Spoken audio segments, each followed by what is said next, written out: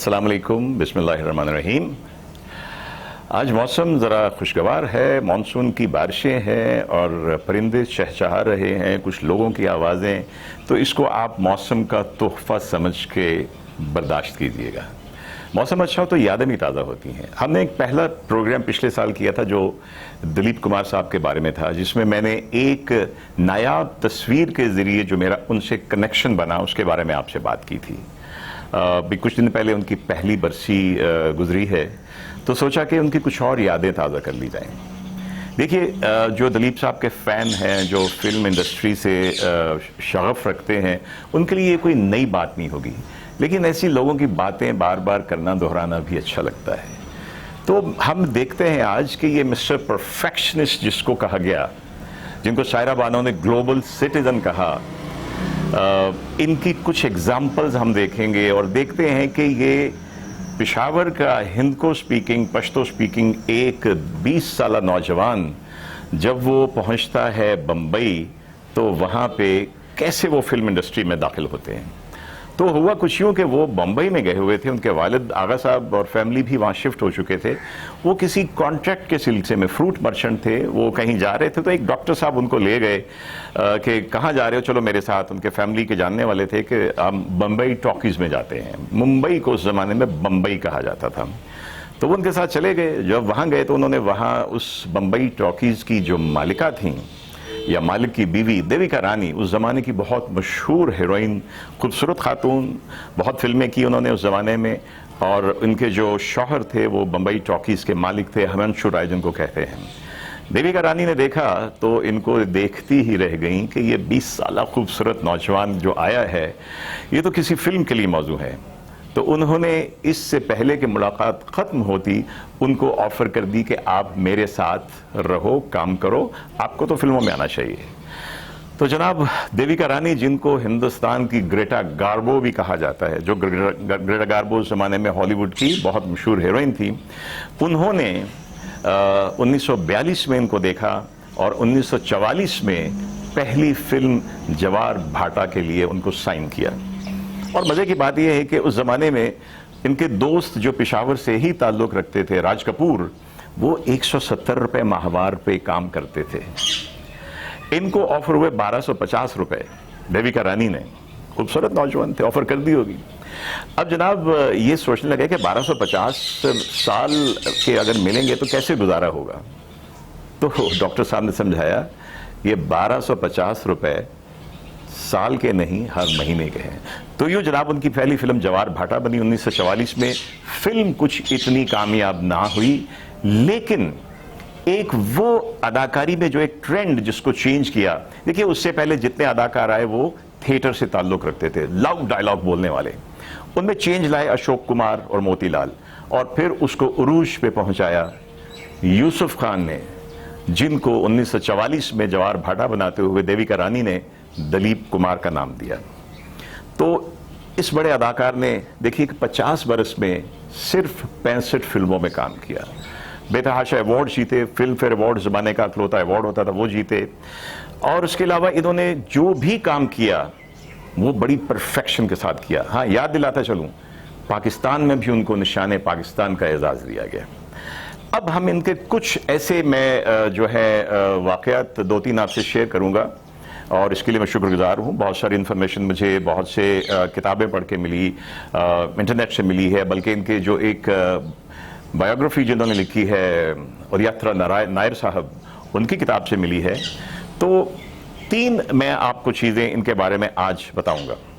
अच्छा, एक चीज़ और, क्या आप जानते हैं कि लॉरेंस ऑफ अरेबिया, डेविड लीन की फेमस फिल्म 1961 वाली, इसमें अगर आपने देखी है, जो किरदार उमर शरीफ ने किया वो उससे पहले कुछ और अदाकारों को भी ऑफर हुआ था, जिसमें दिलीप कुमार भी शामिल थे, लेकिन शायद वो अपनी मसरूलियात की वजह से वहां ना जा सके, तो वो किरदार इनके लिए। इसके अलावा हॉलीवुड में एक फिल्म प्लान हुई थी दिलीप कुमार और एलिजाबेथ टेलर के लिए, जो हिंदुस्तान के बैकग्राउंड में बननी थी, लेकिन वो किसी वजह से ना बन सकी। अब हम आते हैं इनके जो मिस्टर परफेक्शनिस्ट या अदाकारी कैसे करते थे। और आप ये देखिए कि फिर लेजेंड्स कैसे बनते हैं और क्लासिक्स कैसे बनती हैं। सबसे पहले मैं बात करूंगा फिल्म देवदास की। जी जनाब, एक देवदास थी जिसमें सबसे पहले के.एल. सहगल ने काम किया, एक बाद में शाहरुख ने काम किया, और जो नगीना बीच में जड़ा वो देवदास थी दिलीप कुमार और विजयंतीमाला की, साथ इनके एक सुचित्रा सेन थी। और इसमें जो इनकी बायोग्राफी, उसमें विजयंतीमाला कहती है कि मेरा पहला मौका था कि मैंने एक बड़े अदाकार के साथ काम करना था, मैं बड़ी नर्वस थी।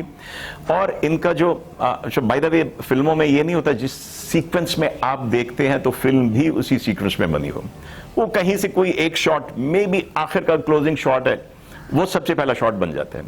तो इसमें विजयंतीमाला लिखती हैं, कहती हैं कि मैं जो मेरा पहला सीन होना था उसमें अगर आप फिल्म देखें तो उसमें जो विजयंतीमाला का कैरेक्टर है वो इसको जो देवदास को सिर्फ ये कहती है, और मत पियो देवदास, और मत पियो देवदास। क्यों? कुछ ही दिन हुए पीना शुरू की है। अब ये विजयंतीमाला ने थोड़े से परेशानी के आलम में उसकी हालत देख के उस हालत में उस कैफियत में बोलना था। कहती है कि मैं स्टेज पे, मैं सेट पे पहुंच गई तो पूछा कहाँ है, डरते डरते पूछा दिलीप साहब कहाँ हैं, तो बताया कि वो बाहर काफी देर से भाग रहे हैं, दौड़ रहे हैं ताकि उनको पसीना आ जाए, वो थके हुए लगे, कसम पुरसी की हालत लगे। और उन्होंने कहा है कि कैमरा सेट तैयार रखें, मैं जैसे ही आके बैठूंगा आपने टेक जो है वो ओके करना है।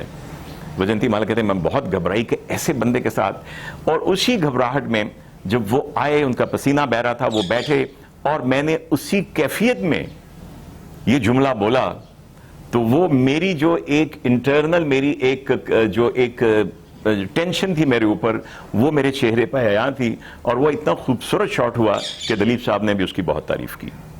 अब इसके बाद आते हैं हम एक फिल्म बनी आदमी वहीदा रहमान के साथ। इसमें दिलीप साहब बहुत पढ़े लिखे थे, वो मुतालिया बहुत वसी था इनका, इंग्लिश मूवीज़ के बारे में बड़ी उनकी रिसर्च थी, और जो हमारा अदब है लिटरेचर उसके बारे में।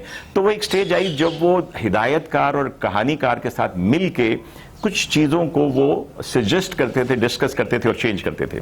वहीदा रहमान कहती हैं कि जब उसमें एक सीन था कि वहीद कुमार, जो दिलीप कुमार हैं, वो अपनी बड़ी इमारत की शो मारते हुए और अपना जिक्र करते हुए बड़े ना रौनक के साथ अपनी गाड़ी की तरफ इशारा करते हैं, ये सीन था और उसमें मैंने इनके साथ होना था। जब पैकअप आज हुआ तो मेरे लिए कोई डायलॉग नहीं था, तो मैंने कहा मेरे लिए क्या डायलॉग है, तो दिलीप साहब ने कहा तुम जैसे ये हाथ हिला विला के नेचुरल अदाकारी करती हो ना, भमें उचका के ऐसे, बस तुमने यही करना है। एक जुमला था, और कहती हैं कि अगले दिन जब वो सारा उन्होंने अपना डायलॉग बोला तो जो मेरा एक जुमला था वो मैंने गाड़ी की तरफ इशारा करके कहा हटाओ ये टीन का डब्बा।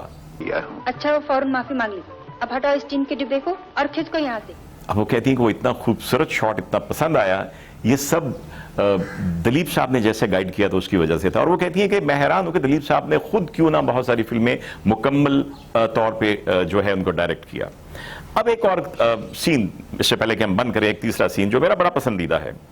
अगर आपने फिल्म कोहिनूर देखी है, उसमें एक बहुत मशहूर भजन समझ लीजिए, मधुबन में राधिका नाचे रे। कमाल है कि ये भजन जिसको हम सेकुलर हिंदुस्तान कहते हैं, जब वो सेकुलर था, भजन लिखने वाला शकील बदायूनी मुसलमान, भजन गाने वाला मोहम्मद रफ़ी मुसलमान, और उसके ऊपर एक्टिंग करने वाला यूसुफ खान, और जो मौसीकार थे नौशाद, वो भी मुसलमान। ये अच्छे दिनों का भारत था, और ये भारत वालों से, मेरी हिंदुस्तान वालों से दरख्वास्त है कि प्लीज़ अपने उस कल्चर को वापस लाइए जहां सब मिलजुल के रहते थे। अच्छा, उसमें अगर आप देखें कि कुमकुम रक्स कर रही हैं, दिलीप कुमार जो है वो संगत कर रहे हैं सितार के ऊपर, विचित्र वीणा के ऊपर, मुकरी उनके साथ बैठे भी कुछ आलाप लगा रहे हैं, और एक सीन आता है जहां पे दिलीप ने सितार बजाना था।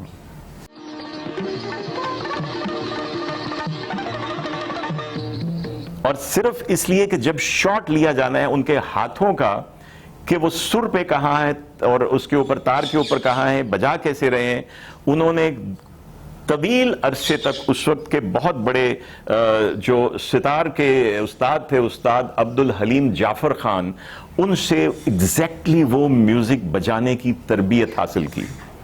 हमारा होता है कि कोई साहब बंसरी बजा रहे, बंसरी इधर जा रही है, मुंह इधर जा रहा है और आवाज कहीं और पे जा रही है। तो मिस्टर परफेक्शनिस्ट ऐसे बनते हैं।